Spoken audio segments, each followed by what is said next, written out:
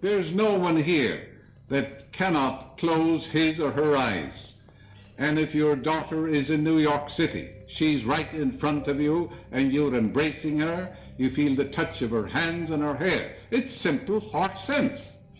He's shaking hands with this judge in his imagination.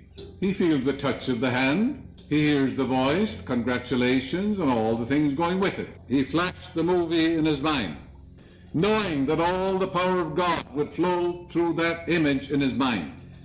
Thought of freedom, thought upon thought, the thought of freedom, a picture of freedom, the image of freedom, and the mood of freedom. Thought upon thought, image upon image, mood upon mood, passes from thought and picture to function and fact. His thought of freedom, his image of freedom, gradually sinks into his subconscious mind. It has to, by repetition. And then the subconscious is compulsive. He's compelled to freedom. Yeah. In other words, you can overcome any destructive habit in the world by that simple law, utterly simple, beyond words. That is, your Bible tells you, keep your lights burning and your loins girded. The wedding feast is your mental and emotional union with your freedom and peace of mind. The return of the Lord is the response of my subconscious mind to my conscious thinking and imagery. Yes, and now keep your lights burning in the Bible means let your sense perception be keen. Learn to know the laws of mind. Be on the beam, be aware of the truth.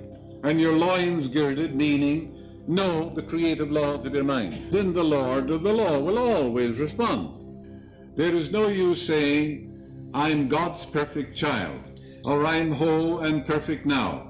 If you believe that there's a germ or a cancer or something out there that can kill you or can destroy you, there must be no verbalisms. In prayer, you give no power to any external thing, germ or the atmosphere or stars or jinx or anything in the world. The minute you do, you cease to be a scientific thinker.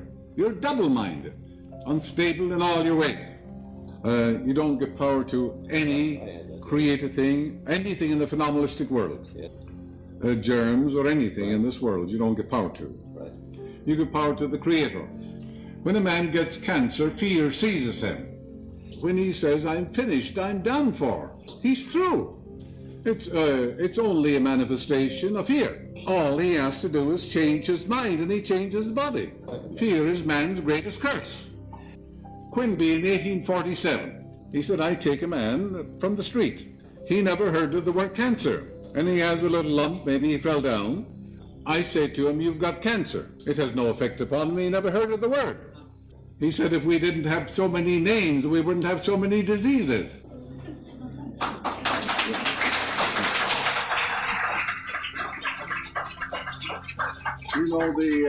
The doctor went into Mrs. Moriarty's home, and he examined her husband.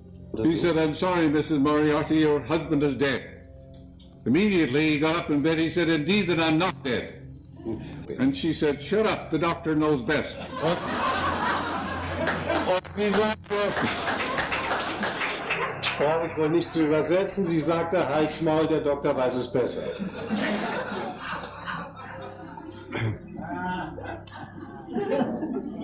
A sister of mine was a nun in Lowestoft, Suffolk, England.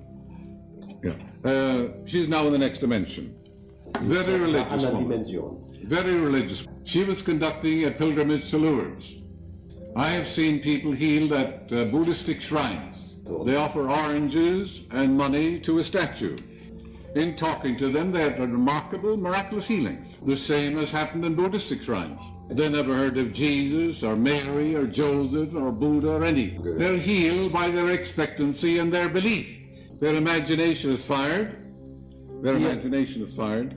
They're full of expectancy. They have blind belief, and the subconscious heals them. Their own subconscious is the only healer in the world. Nobody heals you. The surgeon removes the block. tumor. He says nature will heal you.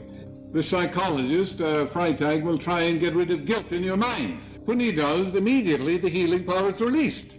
Chiropractor tries to manipulate your neck to let the healing power flow through you.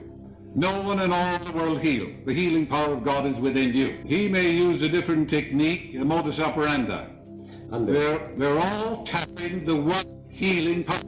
No one heals by a different method than you do. For there's one method, according to your faith, is it done unto you. Blind faith or scientific faith. Now, she told me this man in Lowestoft was blind from birth. Congenital blindness. And he said, Sister, can I go, I'm a Protestant, can I go with you to the pilgrimage to Lourdes? She said, anybody can come who wants to. When he reached Lourdes, they put him in this bath. People with all manner of sores, suppurating wounds, go into that bath. The fellow got a sponge, began to wash his eyes and his whole body. His vision came back. He saw clearly the rest of his life. What was that? Blind faith. He went there. He was 75% healed before he went there. He went there with expectancy. He heard about some miraculous healings in his own town. His imagination was completely fired. Enthusiastic, you know. He was impregnating his mind all the way to Lourdes. Then when the minute he reached the waters, he impregnated his subconscious mind. He said, all I know, he said, I was blind and now I see.